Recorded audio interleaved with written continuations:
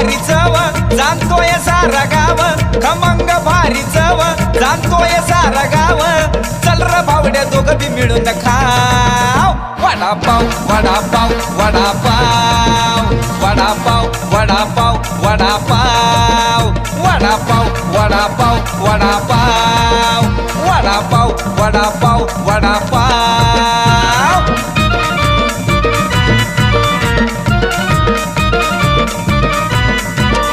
कुरकुरीत गुबगुबीत दिसाया लय मोठा, अर्धा अर्धा खाऊन या भरल आपला पोटा।